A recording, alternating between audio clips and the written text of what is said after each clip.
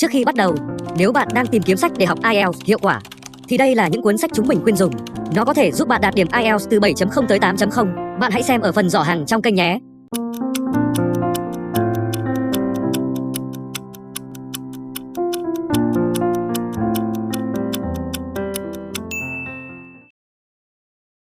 Part 1.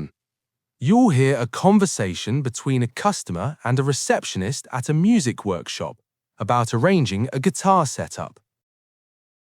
Good morning, Bridge Street Music Workshop. How can I help? Hi, I'm calling to ask about getting my guitar set up. Of course. We do setups every day. I'll just take a few details. What's your name? Daniel Park. Thanks, Daniel. And a contact number in case the technician has questions? Sure, it's 07911 604 388. Great. Now, what's the main reason you'd like a setup today? I've got a small gig this weekend and my guitar doesn't feel right. I want it playing comfortably again. Understood. Now, what type of guitar is it? Electric, acoustic, or classical? It's an electric. And the brand? Fender. That's Fender. Okay. About how old is the guitar? I bought it secondhand, but I think it's around 6 years old. 6 years. Fine. What kind of setup are you after? Basic adjustment? Full setup? Or something specific like intonation? Probably a full setup. The main issue is there's buzzing when I play chords, especially higher up the neck. Buzzing. Do you notice it more on the thick strings or the thin strings? Mostly the thin strings, like the top two. Got it. And what string gauge are you using at the moment? I usually use 10s, 10 to 46. Perfect. Do you prefer low action, medium, or high? Medium. Low action feels fast, but it buzzes too much for me. Medium action noted. When would you need it back by? Ideally by Friday, if that's possible. Friday is doable if you drop it in today or tomorrow morning. The full setup includes neck relief, action, intonation, and checking the nut and saddles. Sounds good. How much does that usually cost? For an electric full setup, it's typically £45. If we find worn parts, we'll call first. Great, thanks. I'll bring it in later today. Lovely. Ask for Mia at the desk when you arrive.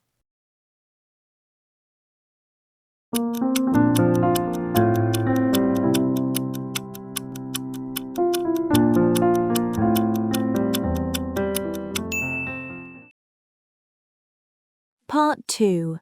You will hear a service announcement from CityLink buses about a road closure and a diversion. Good afternoon, everyone. This is a service announcement from CityLink buses. King Road is being closed for urgent repair work, so buses won't be able to use the normal route through the center of town. Please look at the map on your handout. High Street runs along the top of the map, and Station Road runs along the bottom. King Road is the main road running north to south through the middle, and Lake Road is on the right-hand side, curving down and joining Station Road near the bottom.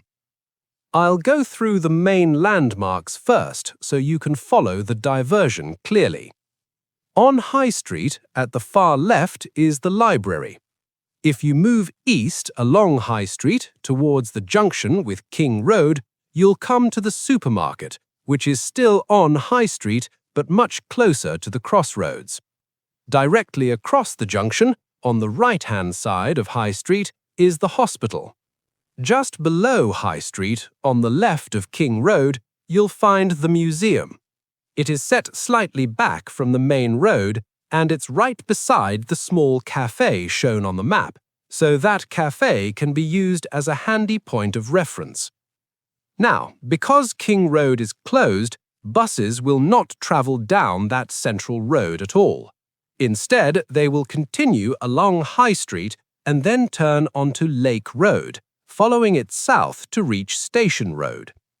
To help passengers who normally use stops on King Road, we are introducing a temporary bus stop. This temporary stop is in the block on the right-hand side of King Road, above the Lake Bend, and it sits between King Road and Lake Road.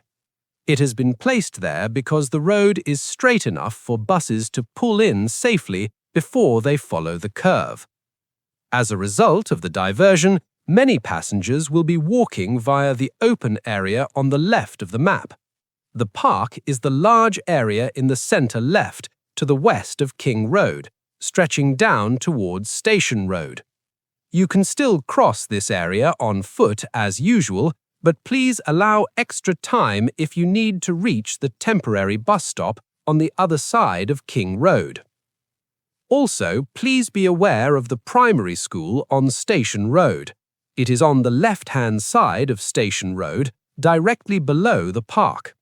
The pavement gets busy around school start and finish times, so take extra care, especially if you are traveling with children. Finally, the bus station remains open and services will still start and finish there. It is at the bottom right of the map, further east along Station Road, beyond the junction where Lake Road meets Station Road. Although buses will reach it by traveling down Lake Road instead of King Road, the station itself is unchanged. Now, let me add a few details about the diversion. We're keeping the normal timetable, but because buses are using Lake Road and making a slower turn, journeys can take about 10 minutes longer at busy times. Fares are unchanged, so you can use your usual tickets and passes with no extra charge. As for the temporary bus stop, it will be shared by 2 different routes, so please check the route number and destination display. The curb is lowered there, so it's wheelchair accessible. Thank you for your patience while King Road is closed.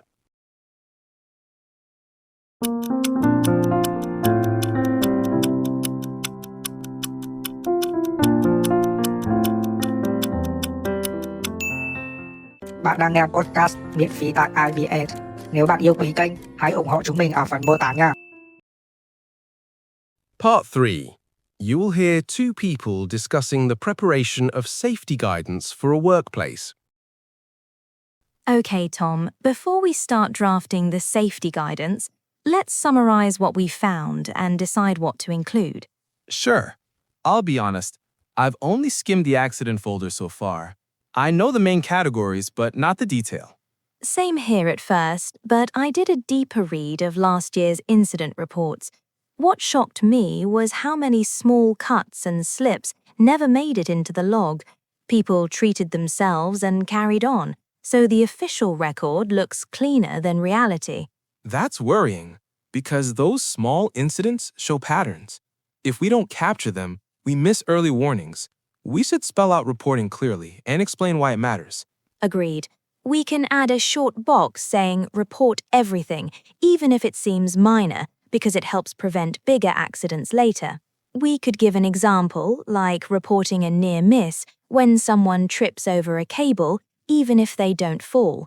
Yes, and we can remind them where the incident book is kept and who to tell if the supervisor isn't around.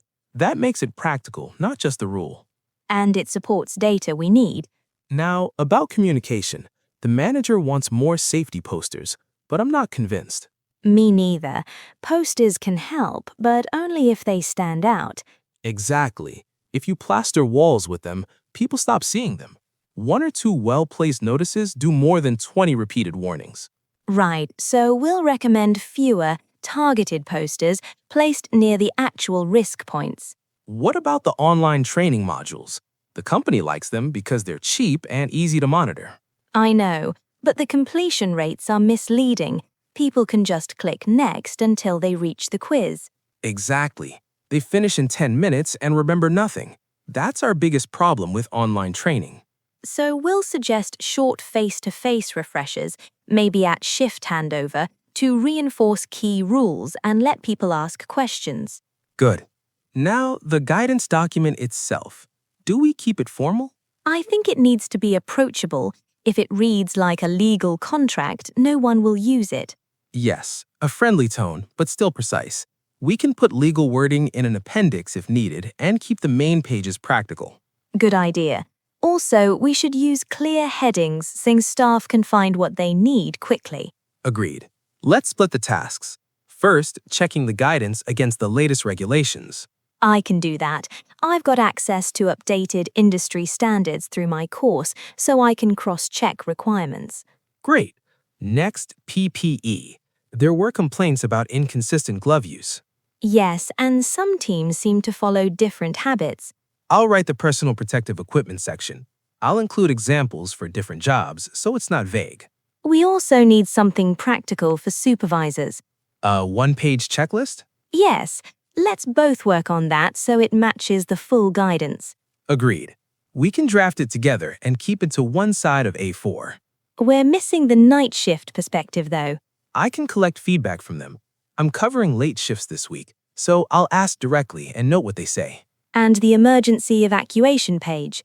You did the fire drill briefing last term. True.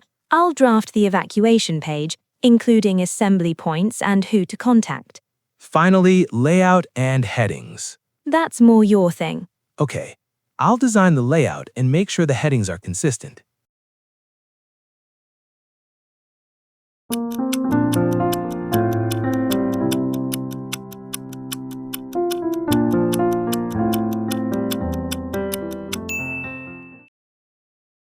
Part 4. You will hear a talk about mapping salinity intrusion in coastal delta regions. Hello, everyone. Today, I'm going to talk about a project that focuses on mapping salinity intrusion in coastal delta regions and why these maps have become essential for planning in agriculture and public health. To begin with, salinity intrusion is the process where seawater moves inland and mixes with freshwater systems, such as rivers, canals, and shallow groundwater. This becomes much more likely when river flow drops. In many deltas, the sharpest drop happens in the dry season, when there is less rainfall and upstream extraction is at its highest. When that happens, there is not enough freshwater pressure pushing seaward, so salt water can advance further up the river mouth in practice.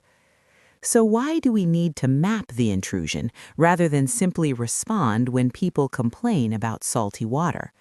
The first reason is agriculture. Even a small rise in salt levels can reduce yields, and for some crops, it makes the soil unusable. In our study area, farmers reported the biggest losses in rice because it is particularly sensitive during the early growing stage when seedlings have shallow roots and can't tolerate stress. Once salinity crosses a certain threshold, the plants yellow, growth slows, and harvests fall sharply. If farmers know where the front is moving, they can delay planting, switch to more tolerant varieties, or protect fields with gates. The second reason is domestic supply. As salinity rises, treatment plants may have to increase filtration or change their process entirely, which is expensive and sometimes beyond the capacity of rural systems.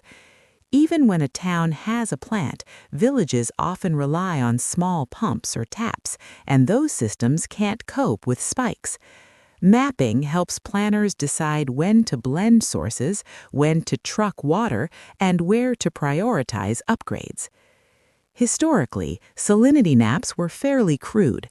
They were often based on a small number of samples collected from canals, sometimes only once every few weeks.